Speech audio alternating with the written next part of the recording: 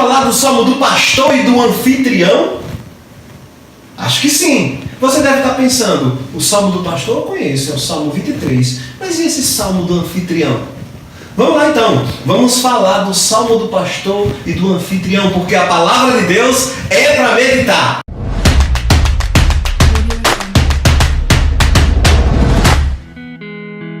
Então, meu nome é André Luiz e hoje a gente vai falar sobre o salmo do pastor e do anfitrião.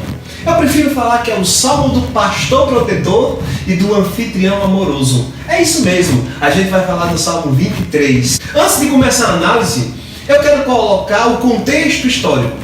Esse salmo é entendido por muitos estudiosos como um salmo de Davi. Embora no salmo não tenha nada que identifique que foi Davi que o escreveu, mas nós sabemos que Davi foi um bom pastor e é muito plausível que ele esteja classificado como um salmo de Davi.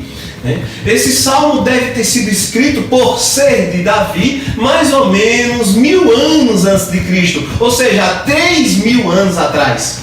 Isso é interessante. E qual era o contexto em que o salmista escreveu o salmo? A gente tem que observar isso. Onde é que ele estava? Provavelmente num lugar desértico. A gente tem que ver que o clima daquela região deveria ser um clima seco. A gente tem que entender que ele estava fazendo uma analogia entre Deus e um pastor e suas ovelhas. A gente entende também que existia pouco pasto naquela época. Então ele tinha que andar vários quilômetros até achar um lugar, um oásis, um lugar onde houvesse um pasto verde para os animais se alimentarem e água para os animais se refrescarem. Ainda no contexto, é bom a gente observar que a questão da hospitalidade, ou seja, um anfitrião receber alguém, um estrangeiro em sua casa, era algo importante na tradição, na cultura judaica, inclusive está na lei. Olhando esse contexto histórico, fica melhor da gente entender e interpretar o que esse texto maravilhoso tem para a nossa vida. Vamos iniciar então a leitura do texto versículo a versículo e comentar. Primeiro versículo, Salmo 23, versículo 1. O Senhor é o meu pastor, nada me faltará. Esse texto fala de uma declaração de fé.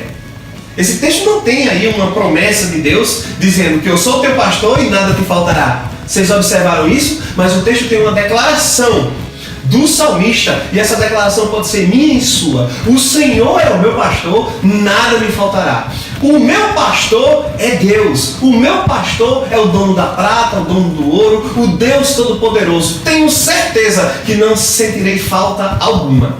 Versículo 2. Deitar-me faz em verdes pastos, guia-me mansamente a águas tranquilas. O pastor de ovelhas, ele tinha que guiar as suas ovelhas por um deserto, muitas vezes, por um lugar seco, sem alimento, sem provisão, cheio de perigos, mas as ovelhas estavam certas e confiante que esse pastor estava guiando essas ovelhas a um lugar onde elas encontrariam comida à vontade. Pastos verdes, pastos verdejantes, um lugar cheio de alimento. Isso fala de provisão. Trazendo essa analogia para o espiritual, nós entendemos que o Senhor, o nosso pastor, o nosso Deus, ele nos guia mansamente para águas tranquilas. Pastos verdejantes, fala de abundância. Então, o nosso pastor, o Senhor, ele vai nos guiar com certeza. Nós descansamos e confiamos nele, que ele vai nos guiar para um lugar de abundância, um lugar de prosperidade, um lugar onde não vai faltar nada para nós, porque nós somos cuidados por o melhor dos pastores. Versículo 3. Refrigera a minha alma, guia pelas veredas da justiça por amor do seu nome. Esse texto fala de um refrigério. Refrigério fala de renovo. Espiritualmente, esse refrigério fala para mim e para você sobre renovo, sobre avivamento. A gente vê isso claramente no texto de 2 Coríntios, capítulo 4, versículo 16, que diz: por isso não desfalecemos, mas ainda que o homem exterior se corrompa, contudo o homem interior se renova de dia a dia, se renova a cada dia. É desse renovo que esse texto está falando. O nosso Deus, o nosso pastor, ele refrigera a nossa alma. Ainda nesse versículo 3, nós vemos outra analogia interessante. Ele fala: guia-me pelas veredas da justiça por amor de seu nome. O que é guiar pelas veredas da justiça? Claro que os pastores guiam as ovelhas por veredas retas, caminhos retos, para que não corra o risco de nenhuma ovelha se perder. Isso trazendo para a nossa vida espiritual, o texto está dizendo que o Senhor nos guia pelas veredas da justiça. Ou seja, Ele nos guia em caminhos retos, em caminhos justos, em caminhos de santidade. E claro, que se a gente sair desses caminhos, como uma ovelha sai do caminho que o seu pastor guia, Deus também vai trazer a gente de volta para o caminho. E o texto bíblico fala claramente que Ele nos corrige, que Ele corrige aos que ama. Vamos para o versículo 4. Ainda que eu ande pelo vale da sombra da morte, não temeria mal algum, porque tu estás comigo, a tua vara e o teu cajado me consolam. Do que fala esse texto? Esse texto fala de coragem, de ousadia. O pastor das ovelhas, ele tem a obrigação de cuidar, de proteger, não deixar que nenhum mal aconteça a elas. E esse texto mostra a possibilidade do mal acontecer nessa caminhada entre o lugar onde o pastor mora e o oásis onde ele vai alimentar as suas ovelhas. Nessa caminhada, perigos vão acontecer, podem surgir lobos, podem surgir serpentes, mas o pastor está ali para proteger as suas ovelhas e isso as encoraja. Isso acontece na nossa vida espiritual. O nosso pastor é o Senhor e o Senhor nos encoraja a gente saber e entender quem é o nosso pastor, que o nosso pastor é o Deus Todo-Poderoso. A gente tem toda a confiança e é encorajado a seguir em frente, porque a gente sabe que no meio do caminho surgirão tribulações, surgirão aflições, mas Ele nos defende, Ele nos protege. O próprio Senhor Jesus Cristo nos encoraja no texto bíblico. Ele diz lá em João, no capítulo 16, no versículo 33, no mundo tereis aflições, mas tende bom ânimo, eu venci o mundo. Isso é uma mensagem de encorajamento. Por isso o salmista diz nesse texto, ainda que eu ande pelo vale da sombra da morte, não temeria mal algum, porque o Senhor, o meu pastor, está comigo o tempo todo. Nesse texto também tem uma expressão interessante. A tua vara e o teu cajado me consolam. Essa vara ou esse cajado é um instrumento que o pastor de ovelha usa para várias funções. Fazendo uma pesquisa, nós vemos que esse cajado ele pode ajudar o pastor em várias situações. Uma delas é como um apoio. Outra função que esse equipamento tem é, caso uma ovelha saia da vereda, saia do caminho que o pastor está guiando, ele vai trazendo ela de volta para o caminho. Esse cajado também tem uma função de resgate, porque em uma das extremidades desse cajado, ele tem um tipo de gancho. Ele é um pedaço de uma madeira, de uma árvore, que propositalmente é retirado com um gancho, que é para que, caso uma ovelha venha cair no precipício, no buraco, ele pode com esse gancho resgatar essa ovelha. A outra função desse cajado é a função de defesa, de proteção. Caso um lobo venha atacar essa ovelha, ele vai usar a ponta desse cajado para ferir o lobo, para afastar o lobo. Isso acontece também no caso de uma serpente. Então esse cajado tem várias funções que a gente pode trazer para a nossa vida espiritual. A tua vara e o teu cajado me consolam. A gente entende que o nosso Deus é um Deus que nos protege. Ele é um pastor, ele nos protege dos perigos. É por isso que a gente vê no Salmo 91 que ele nos livrará do laço do passarinheiro e da peste perniciosa. O Senhor também nos corrige. Ele nos guia por caminhos de justiça. E se nós saímos desses caminhos de justiça e esses caminhos de santidade, o Senhor nos corrige. O texto de Hebreus, no capítulo 12, no versículo 6, diz: porque o Senhor corrige aos que ama e castiga, açoita aos que chama de filho. Então está claro na palavra de Deus que o Senhor nos corrige quando nós estamos errados. E Ele corrige em amor.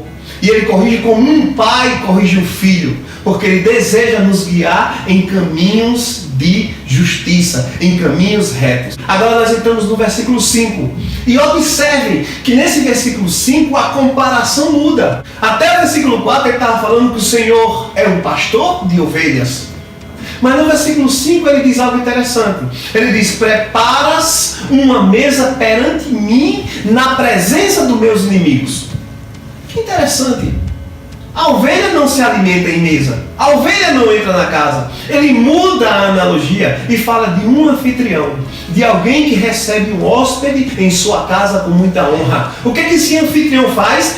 Prepara uma mesa perante esse hóspede que está chegando e honra ele na presença dos seus inimigos. Isso fala de publicidade. Ou seja, o nosso Deus, ele nos supre. O nosso Deus, ele nos provê em tudo que precisamos. E o nosso inimigo, o inimigo de nossas almas, ele vai testemunhar todas as bênçãos que Deus tem feito nas nossas vidas. Unges a minha cabeça com óleo. Esse óleo não se refere ao óleo usado para ungir reis.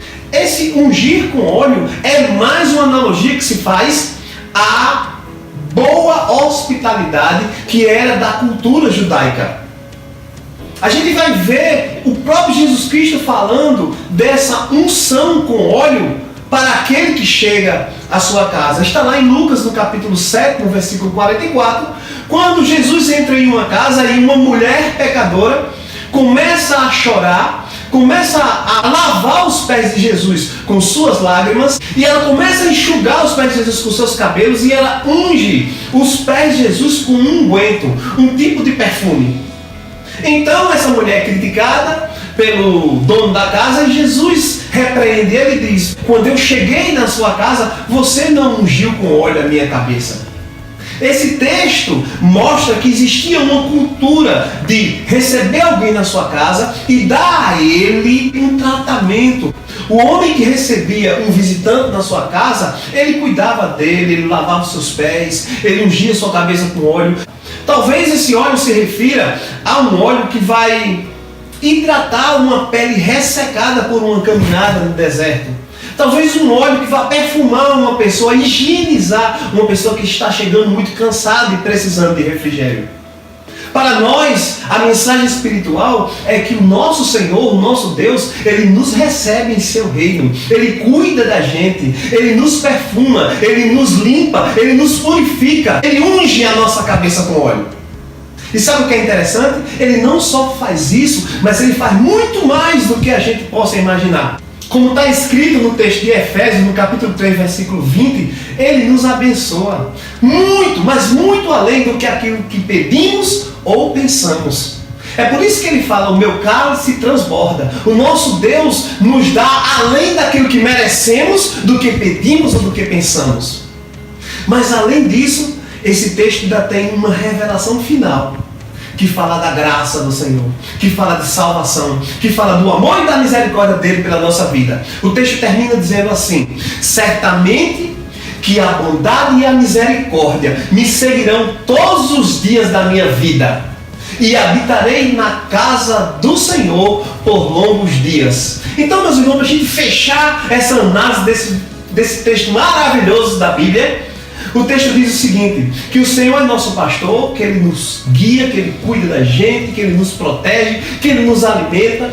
Além de Ele ser como um pastor para nós, Ele também é um anfitrião amoroso, que nos recebe em sua casa, nos trata bem, nos alimenta, cuida da gente, nos limpa, nos purifica, nos perfuma. Mas Ele não faz só isso, Ele ainda nos convida para ficar. Ele diz: você não precisa só ser um hóspede, mas você pode entrar para a minha família. Você lembra do texto de Efésios, capítulo 2, 19? Nós passamos a fazer parte da família de Deus. Esse é nosso Deus, esse é nosso Pai, esse é o nosso pastor. Ele cuida da gente, Ele nos dá uma casa, Ele nos convida a habitar com Ele por toda a eternidade. Essa é a história do Salmo 23. O Salmo do pastor protetor e do anfitrião amoroso. Seja abençoado na prática da palavra, porque a palavra de Deus é para meditar.